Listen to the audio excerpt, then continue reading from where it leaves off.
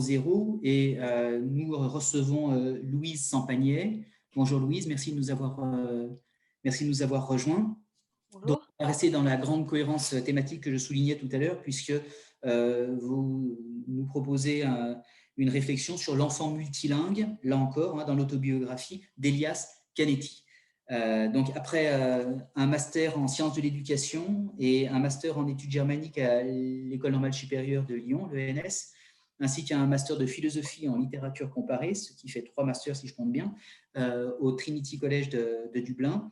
Louise Sampagnet, vous poursuivez un doctorat en philosophie à l'université de Caen-Normandie, sous la direction du professeur Éric Leroy du Cardonnois.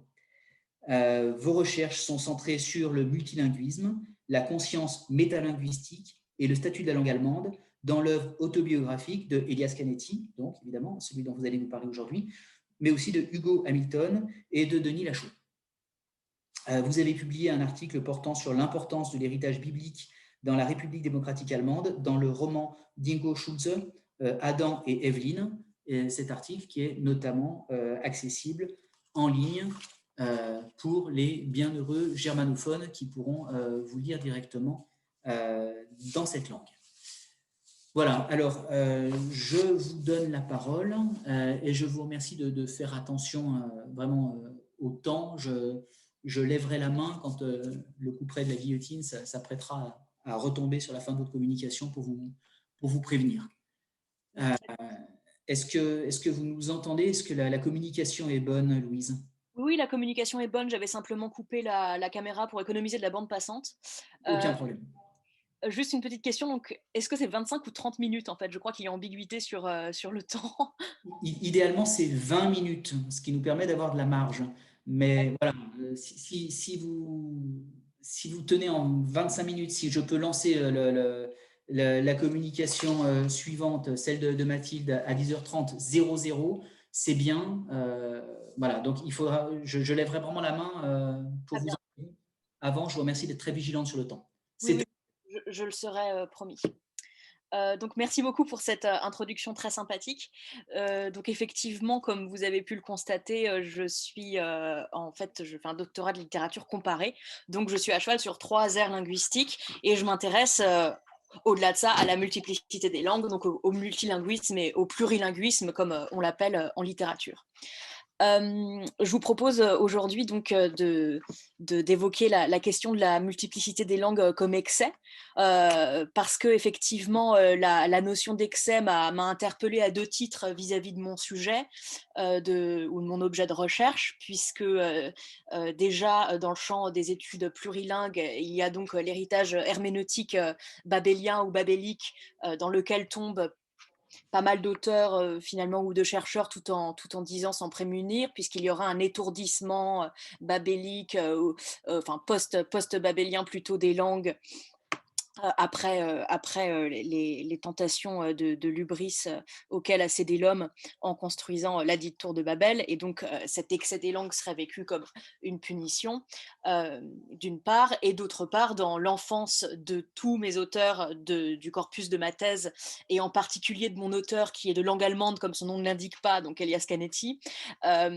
finalement, toutes leurs enfances sont placées sous le signe de la multiplicité des langues vécues comme excès. C'est-à-dire qu'il y a trop de langues et cette multiplicité est vécue comme un excès pas forcément a priori libérateur. Donc j'ai pris la liberté, je vais parler un peu plus librement, je ne vais pas vraiment lire mon texte, et donc c'est pour ça que j'ai fait un PowerPoint, donc je vous invite à le consulter, surtout que d'un point de vue presque méta, il y aura des moments où la multiplicité des langues sera mise en action, et je lirai en allemand, et vous aurez le texte en français, désolé, je ne parle pas italien, qui s'affichera à l'écran, donc ça sera finalement comme des sous-titres si on veut. Donc, je vais indiquer comment je vais procéder. Je vais d'abord vous présenter rapidement la place du plurilinguisme en contexte autobiographique actuellement, puisque il s'agit bien d'un point de vue générique dans ce colloque passionnant depuis hier, donc du genre autobiographique et du récit de soi. Le récit de soi entre les langues est pour l'instant un objet d'étude mineure, mais qui, à mon avis, est amené à se développer. Je vais indiquer pourquoi juste après. Je vous présenterai ensuite en quoi j'ai problématisé, reproblématisé mon sujet finalement en regard de la question de l'excès qui a vraiment été très salutaire pour moi parce que ça m'a vraiment invité à reconsidérer ma thèse sous un autre angle, notamment autour de la question de Babel. Ce à quoi je n'avais pas spécialement pensé avant que vous me fassiez la gentillesse de me laisser parler lors de ce colloque. Et dans un troisième moment, je vais donc évoquer la question chez Canetti de la Sprachverwirrung, donc qui est finalement la multiplicité des langues vécue comme confusion, la confusion de langue, pourrait-on dire. D'ailleurs, c'est également le mot qu'emploie le psychanalyste Sándor Ferenczi, qui est hongrois, mais de langue allemande lui aussi, en ce qui touche à la confusion des langues entre les adultes et l'enfant. Pour texte pour lequel Freud l'a fait passer pour fou et qu'il lui a interdit de publier, en toute sympathie. Et donc, finalement, je vous présenterai mon corpus sous l'angle de ce scandale d'un multilinguisme vécu comme excessif. Pour finalement, dans un dernier moment, m'interroger sur la question de la figure narrative de l'enfant multilingue.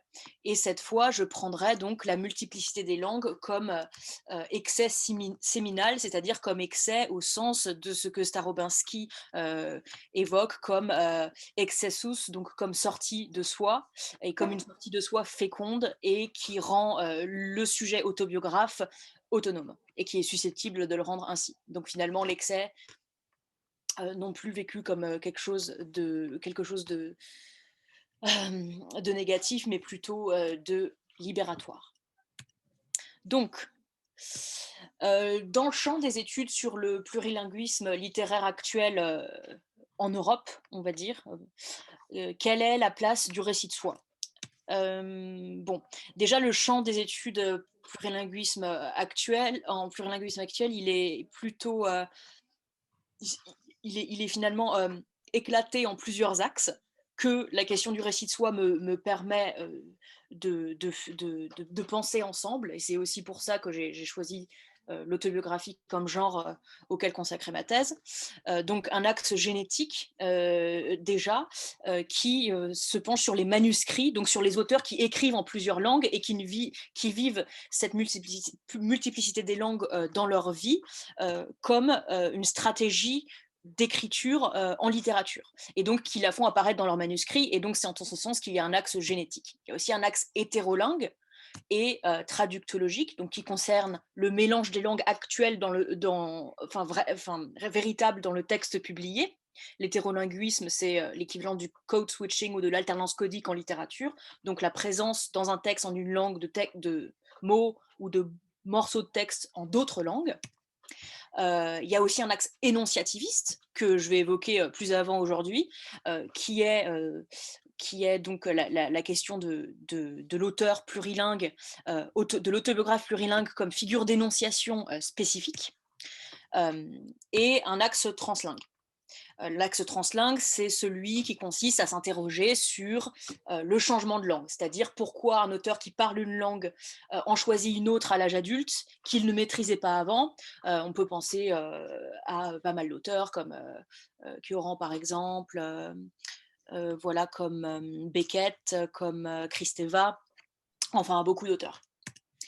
Donc, je vous invite, si la question vous intéresse, en regard du genre autobiographique, à consulter deux ouvrages très très récents. C'est vraiment des recherches extrêmement récentes dans le champ du plurilinguisme. Donc déjà, Mémoire d'outre-langue du Suisse Alain Ozoni, qui parle de l'écriture translingue de soi. Je trouve le titre extrêmement évocateur quand on ne connaît pas très bien ce champ de recherche. Et d'autre part, l'écriture du je dans la langue de l'exil, qui sont là. Ces deux ouvrages ont été publiés en 2018 et 2019, donc vous voyez que c'est vraiment très récent. Donc, je déplore dans ma thèse et devant vous aujourd'hui, dans un colloque consacré à l'autobiographie, la place limitée du récit de soi dans les études plurilingues. Euh, En revanche, on peut dégager plusieurs notions très prometteuses, c'est-à-dire la notion de biographie langagière, qui est issue de la dialectique des langues et vraiment d'un contexte beaucoup plus linguistique que littéraire, c'est-à-dire comment un locuteur plurilingue, notamment en contexte d'apprentissage, réinscrit les langues qu'il a apprises dans le récit de soi, comment il en fait le récit et quels sont les avantages d'un point de vue didactique et pour moi d'un point de vue de la créativité littéraire. Et je m'interroge sur finalement la limite des approches de la question de l'exil et de l'approche translingue. C'est-à-dire, est-ce que le changement de langue et le déplacement est si important que ça? En effet, ce qui me paraît important, euh, finalement, ce qu'il faut remettre au centre, à mon sens, de l'écriture de soi entre les langues, c'est la question de l'enfance, puisque très souvent, la multiplicité des langues est présente dès l'enfance et est, on va le voir, vécu comme un excès, qui soit négatif ou libérateur, c'est une autre question, mais en tout cas, un mélange des langues parfois excessif s'il concerne même deux, mais au-delà de deux langues, parfois 3, 4, 5, 6, 7 ou 8 langues, comme c'est le cas chez Canetti dès la petite enfance. Et donc, si on s'interroge sur la figure de l'enfant plurilingue, en littérature, ça nous invite dans le même temps à questionner l'énonciation et la construction d'un je plurilingue et comment ce jeu, finalement, fait résonner à profit ou pas l'excès des langues dans sa vie, comment il met cet excès en récit et comment, éventuellement, s'en dégage-t-il. Donc, d'une part, l'énonciation et la construction d'un jeu plurilingue, et d'autre part, les questions relatives à l'identité que je propose de recentrer aujourd'hui sur le sujet plurilingue et plus spécifiquement sur l'enfant multilingue en littérature autobiographique. Donc, en ce qui concerne finalement la tension problématique que j'ai essayé de vous présenter brièvement au début, je parle de la folie de la Tour de Babel, notamment en référence à Roger Gentis, qui est psychiatre et qui s'intéresse à la littérature, et donc qui est, comme vous vous en doutez, aussi psychanalyste, et donc qui nous parle de l'excès comme folie chez Canetti, en référence notamment à, je parlais de Babel, puisque le premier roman, enfin le seul roman de Canetti s'intitule en allemand Die Blendung, qui a été publié dans la première moitié du XXe siècle. Et le premier titre de ce roman en français, c'est La Tour de Babel. Aujourd'hui, il est publié sous le titre Otto da Fee, Otto-da-Fee, mais au départ, Die Blendung, qui en allemand signifie à la fois le fait de mixer des choses et l'aveuglement, au sens de cécité, c'est un mot polysémique assez intéressant. Et donc la traduction en français était au début la Tour de Babel, puisqu'en effet le personnage principal est une sorte de double fictif de Canetti, et est lui-même pris dans cette multiplicité des langues, vécu là de manière, enfin de bout en bout comme excès. D'une part, et d'autre part, c'est donc ce que j'évoquais au début, donc Jean Starobinski, donc l'idée d'excès comme excessus, donc étymologiquement, puisqu'il nous parle de Don Juan Starobinski, plus précisément du Don Giovanni de Mozart. Et donc de l'excès comme une sortie de soi salutaire. Et finalement, c'est dans cette tension que s'articule, à mon avis, le mieux la question de la multiplicité des langues en contexte autobiographique comme excès dans un sens comme dans l'autre. Je vais partir d'extraits qui sont extérieurs à mon corpus, en toute logique, pour vous parler d'abord d'une note du territoire de l'homme, en allemand die Provinz des Menschen, qui date de 42, cette note. Donc c'est une sorte d'annotation, donc c'est autobiographique puisque c'est des sortes de réflexions en fait philosophiques qui font parfois écho à la vie de Canetti, sans être vraiment une autobiographie, mais ça permet de lancer le propos. Donc vous avez en bas à gauche de l'écran le texte en français qui s'affiche, et je vais vous en faire la lecture en allemand.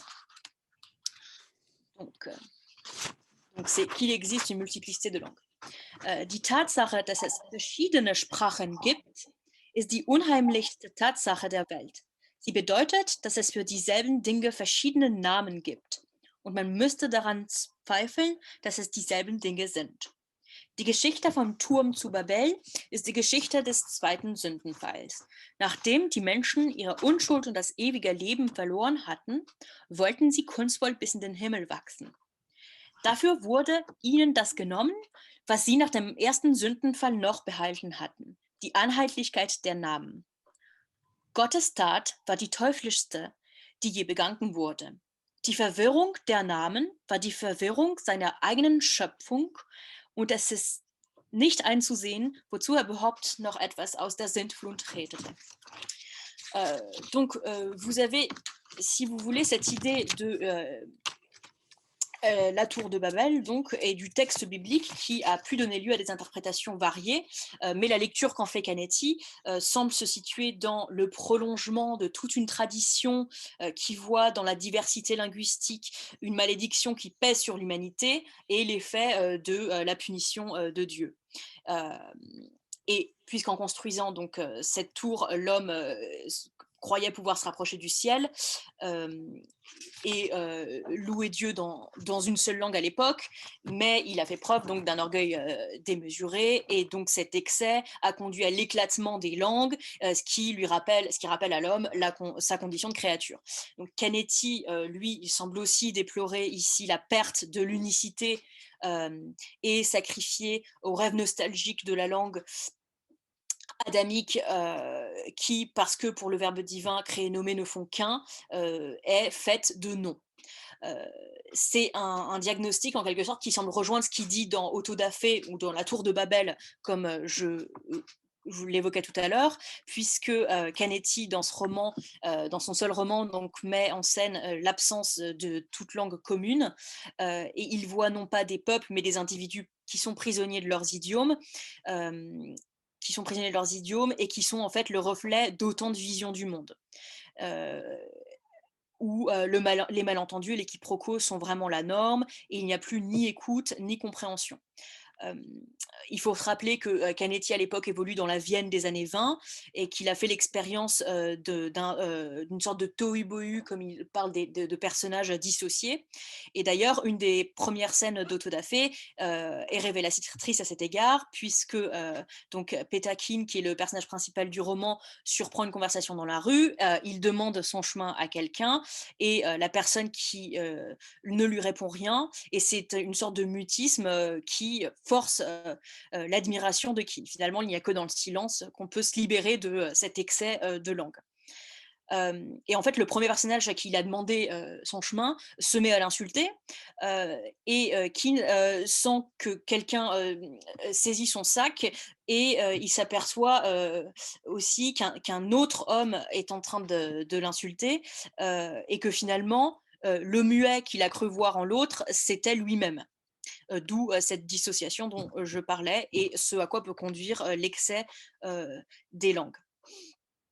Ce qui me conduit à évoquer un autre extrait, puisque Keane, donc le personnage d'Otto da Fé, donc le roman qui est le double fictif de Canetti véritablement, est atteint d'une sorte de forme de paranoïa, et le thème de la paranoïa est étroitement lié au langage d'un point de vue psychiatrique, psychanalytique, et selon Canetti aussi. Et finalement, ça le coupe du monde, la multiplicité des langues, et cet excès qui le coupe du monde, il est décrit dans la seule œuvre philosophique de Canetti, qui est Masse et puissance, à Massa und Macht, qui a été publié en 60, et qui est précisément cette prolifération en quelque sorte étourdissante et totalement désordonnée des mots et leur réification. Donc l'extrait est... et je ne sais pas si vous le voyez à l'écran, parce que parfois c'est caché par, d'accord, par les images. Donc, ohne Surreit exagéré. Es ist unmöglich, die Bedeutung von Worten für den Paranoiker zu übertreiben. Sie sind wie Ungeziefer überall, sie sind immer auf den Qui-vive, sie schließen sich zu einer Weltordnung zusammen, die nichts außerhalb von sich liegen lässt. Vielleicht die extremste Tendenz der Paranoia ist die zu einem kompletten Ergreifen der Welt durch Worte, so als wäre die Sprache eine Faust und die Welt läge darin. Donc, c'est dans Masse et Puissance. Donc, cette idée de l'excès de langue qui en fait finalement un point euh, qui peut éventuellement faire courir l'homme à sa perte et donc amener à cette dissociation en tant que folie, en tant que désordre psychique, comme le disait Gentis. Et ce dont je suis partie tout à l'heure. Donc, j'en viens maintenant à vous présenter Canetti. Donc, je parle ici très rapidement du scandale du bilinguisme dont parle Gadet et Varro en 2006. La place de l'autobiographie de Canetti dans son œuvre, donc là j'ai évoqué une œuvre philosophique et des notes, donc les Aufzeichnungen, qui sont autobiographiques et des réflexions plutôt, comme elles ont été traduites en français, comme elles ont été parfois traduites en français, les réflexions. Et la place de l'autobiographie dans l'œuvre de Canetti est un petit peu paradoxale, puisqu'il a eu le prix Nobel de littérature suite à la publication de son autobiographie, donc dans les années 80, mais c'est loin d'être l'œuvre, d'un point de vue littéraire, la plus intéressante de Canetti. C'est même pas très créatif, c'est une autobiographie qui est très classique, mais je m'y intéresse quand même. Donc, je vous mets ici les couvertures des 2 premiers tomes de son autobiographie qui sont centrés sur la question de l'enfance que je voulais évoquer aujourd'hui. Donc, La langue sauvée, Die gerettete Zunge, et Die Fackel im Ohr, Le flambeau dans l'oreille, donc qui parle de la jeunesse de Canetti jusqu'à 31. J'évoquais la multiplicité des langues et l'étourdissement que cela représente pour Canetti en tant qu'enfant, enfant qu'il recrée à distance en tant qu'autobiographe adulte. Et l'enfant, finalement, maîtrise 2 multiples idiomes et est baigné dans plusieurs langues dès l'enfance. Donc, il grandit en Bulgarie, à Rutshuk au début du XXe siècle. C'est Roussé, donc c'est la Bulgarie actuelle, mais à l'époque, bien sûr, ça fait partie de l'Empire austro-hongrois qui est hautement plurilingue. Donc, il parle bulgare, notamment il vient d'une famille juive séfarade extrêmement aisée et il est élevé principalement par des jeunes. Par des nourrices bulgares, donc c'est une de ses premières langues. Il parle également judéo-espagnol avec sa famille et ses parents, qui est un dialecte de l'espagnol matiné d'hébreu, qui fait suite au départ des séfarades de la péninsule ibérique suite à l'Inquisition au XVe siècle et XVIe siècle, donc au roumain et au turc aussi, ce sont toutes ces langues qui constituent l'environnement linguistique de Canetti à Roussé. Donc dans sa Bulgarie natale, c'est-à-dire l'Empire austro-hongrois. Mais l'allemand, c'est la langue interdite, c'est-à-dire que c'est la langue des parents, ce sera la langue dans laquelle il va rédiger toute son œuvre plus tard, c'est la langue de l'intimité de ses parents qui ont fait leurs études à Vienne, et c'est aussi la langue de culture, bien sûr, de l'Empire austro-hongrois. La famille émigre ensuite en Angleterre, mais les enfants ont une gouvernante française, donc ils apprennent le français et l'anglais en même temps. Canetti apprend à écrire en anglais et il vivra une grande partie de sa vie à Londres. Donc l'anglais et le français sont acquis à peu près en même temps. L'hébreu est également présente comme langue religieuse, évidemment. Et puis la mort du père de Canetti survient alors qu'il a 7 ans à Londres, et la famille émigre, la mère, donc Mathilde Canetti, émigre avec ses enfants en Europe continentale, donc en France, en Suisse, puis à Vienne. Et en Suisse, en Suisse francophone, elle apprend à son fils l'allemand, lui dit l'avoir arraché à la mère, et il est très content d'un point de vue, on va dire, phallico-édipien, d'arracher à sa mère la langue du père, enfin la langue qui était celle de l'intimité des parents. Donc Oui, la mère je lui me, apprend je me l'allemand. permets simplement de vous signaler, excusez-moi, que ça fait déjà plus de 20 minutes que vous parlez, donc pensez Oui, à oui, je sais, j'ai un minuteur devant moi, tout va bien. Merci beaucoup. Donc voilà. Donc cette multiplicité des langues, finalement, peut paraître étourdissante, mais elle aboutit à quelque chose de libérateur et donc un excessus au sens étymologique de sortie de soi, comme le rappelle Starobinski dans l'article que j'évoquais tout à l'heure sur Don Giovanni. Donc c'est grâce à la synecdoque de la langue organe dans l'incipit de la langue sauvée, c'est-à-dire qu'il y a dans tout le premier tome l'idée de la langue organe qui renvoie à la langue langage. En allemand, c'est moins clair, c'est Zunge qui est à la fois qui est avant tout la langue organe et beaucoup moins la langue langage, alors qu'en français, on a vraiment l'idée de la synecdoque qui est inscrite dans le mot lui-même, de langue.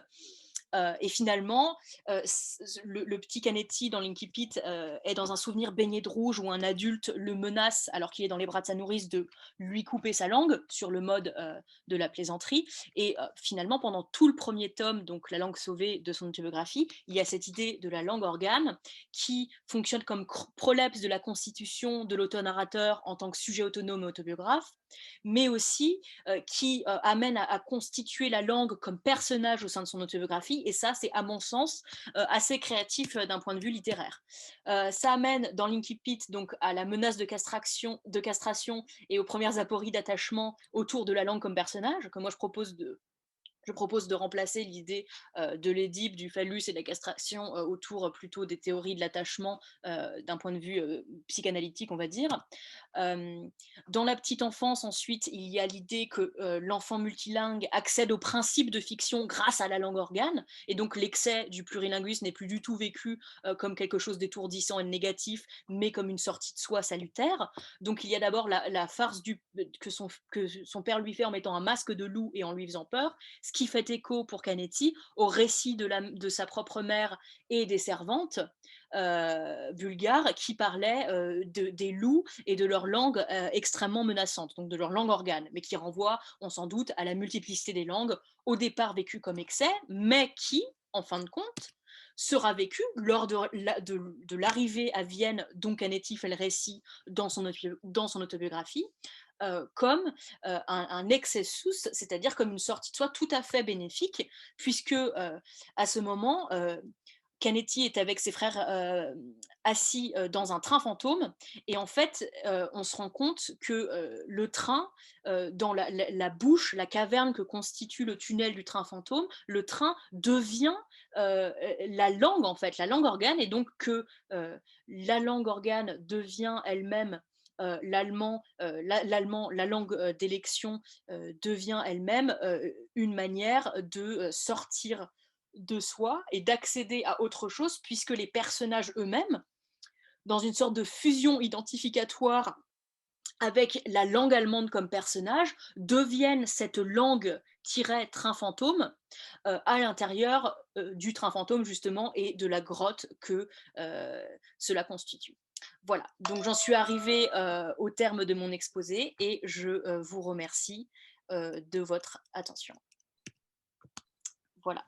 C'est moi qui vous remercie d'avoir tenu les délais, même si c'est toujours compliqué hein, quand les sujets sont aussi passionnants que les vôtres et mettent en œuvre des problématiques aussi riches hein, que les liens entre multilinguisme, constitution de la personnalité, accès à la créativité. Donc, évidemment, vous avez tenu la gageure de tenir tout ça en moins d'une demi-heure et je vous... Aux autres, bien sûr, avant moi, c'était pour Canetti, peut-être après. Sans problème. Est-ce que vous avez d'autres questions?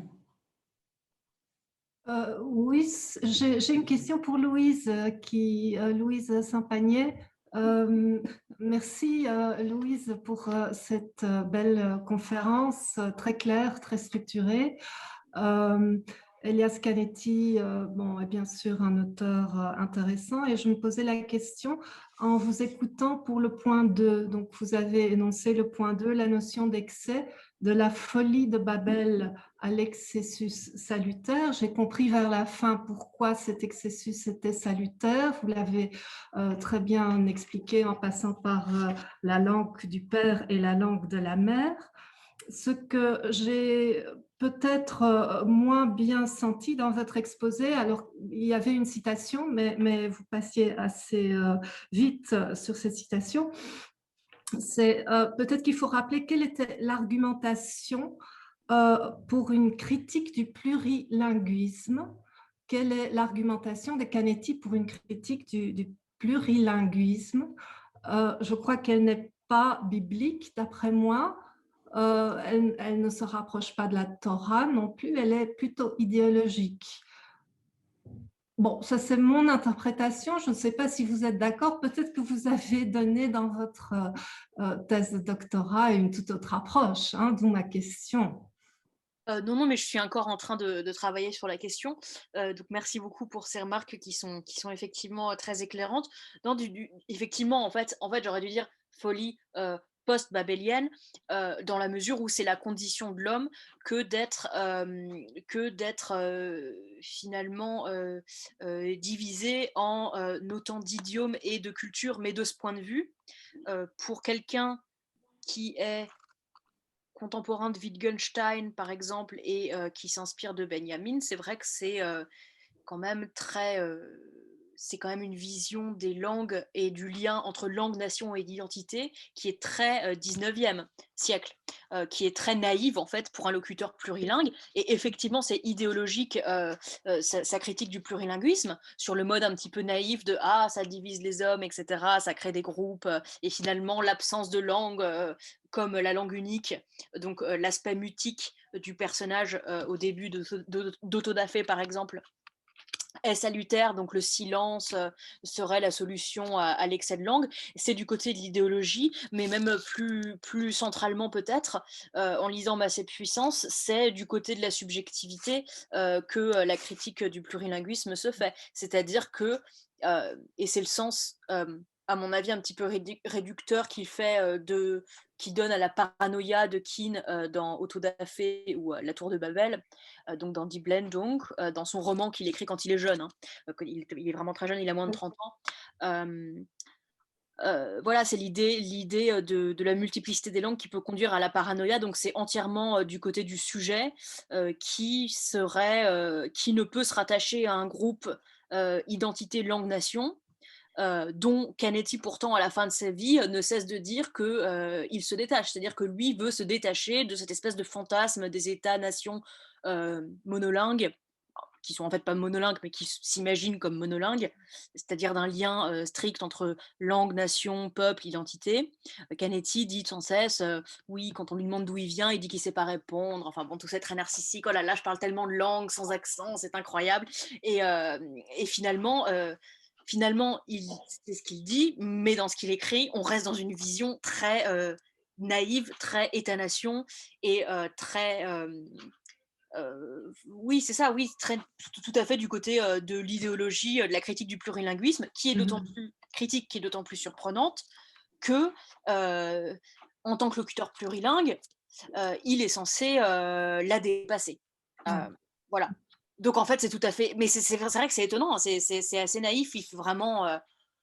Il reste coincé dans une vision de la philosophie du langage qui est parfois de l'ordre de Humboldt ou en France de quelqu'un comme Renan, c'est-à-dire oui, c'est bien de parler plusieurs langues, mais quand même, langue égale identité, égale groupe identitaire, égale nation, alors qu'en fait, il n'y a pas du tout de recouvrement, il n'y en a jamais eu dans l'histoire de l'humanité, et le monolinguisme est vraiment l'exception. En fait, il n'y a rien d'exceptionnel à être plurilingue, contrairement à ce que prétend Canetti. Et il n'y a pas forcément d'écho affectif à donner au plurilinguisme, mais c'est quand même intéressant de se pencher sur la question de la rareté du plurilinguisme en littérature. Voilà. Oui, et je crois qu'on passe par là maintenant. À la VUB, on travaille beaucoup sur le plurilinguisme, donc bon, merci pour cette conférence. Je vous en prie. Adolphe, vous voulez prendre la parole? Donc pour Louis Sampagnet, est-ce que Canetti a réfléchi sur l'espéranto? Pas à ma connaissance, mais je dois vous avouer que son œuvre est quand même très prolixe et que je n'ai pas tout lu, donc c'est possible. Il faudra que je me renseigne. A priori, non. Pourtant, c'est vrai que c'est plutôt, en tout cas dans l'après-guerre, c'est vrai que les idées de Zamenhof reprennent un petit peu du poil de la bête. Donc, ce sera intéressant effectivement de savoir s'il en parle, mais à ma connaissance, non. Voilà. Parce que c'est le contre-exemple du plurilinguisme. Oui, c'est ça l'idée. Le retour à l'unité primordiale. Oui, c'est ça, l'unité primordiale de l'espéranto, mais qui n'a pas pour vocation à supplanter les autres langues, donc qui est un moyen de communication universel, qu'il le serait si il y avait plus de locuteurs de l'espéranto, mais qui tend pas, je crois, à supplanter les autres langues. Écoutez, on ne connaît pas la fortune d'une langue quand elle est lancée. Elle peut Non, être c'est vrai, mais moi je littéraire. connais personnellement une locutrice native de l'espéranto, mais qui parle aussi français en fait. Donc c'est, à mon avis, je pense pas que les enthousiastes de l'espéranto, et Dieu sait s'ils le sont quand ils le sont, iraient jusqu'à jusqu'à oublier leur première langue, en tout cas pour la première génération, pour ne transmettre qu'une langue construite et pas naturelle. Merci. Est-ce que, oui, Béatrice? Alors, je voulais demander à Louise, alors en premier, je voudrais dire, je voudrais retourner à Starobansky, à les excès dans Don Giovanni plutôt. Donc, une des observations les plus importantes pour moi dans les textes de Starobansky est qu'il souligne comment l'œuvre Mozart da Ponte, c'est une œuvre construite sur des contradictions voulues entre la parole et la musique. C'est-à-dire qu'il y a un excès du personnage qui est souligné par les paroles de Da Ponte, il y a un excès des musiques en contradiction avec les mots de Da Ponte. C'est pour lancer à nous qui écoutons et voyons l'œuvre de réfléchir sur certaines thématiques de l'excès qui ne sont pas seulement comportementales, mais sont liées à la logique qui nous gouverne et qui nous gouverne quand nous adressons à en voyant une certaine œuvre. Je m'arrête là et je dis ça pour revenir sur Canetti que j'ai lu en italien. Donc, je n'ai pas peut-être le droit de parler de Canetti parce que je n'ai pas lu dans sa langue originale. Mais la chose qui m'a depuis toujours touchée par cet écrivain, ce sont les contenus surtout, et pas tellement la forme. C'est-à-dire que, je ne sais pas si en allemand, parce que je ne l'ai pas lu en allemand, il embrasse la langue comme une langue universelle, capable de dire tout. Donc, il a eu une expérience de plurilangue, mais à la fin, il embrasse la langue qui lui permet de dire tout ce qu'il veut. Et donc, cette histoire de Starobansky qu'il dit, nous comprenons parce qu'il y a une multiplicité linguistique qui nous permet de comprendre plusieurs facettes du personnage, là, je crois qu'il n'y a pas. Mais je l'ai dit en toute ignorance, parce que je l'ai lu en italien. Donc, oui, merci beaucoup de cette question vraiment qui m'invite vraiment à reconsidérer Canetti de ce point de vue.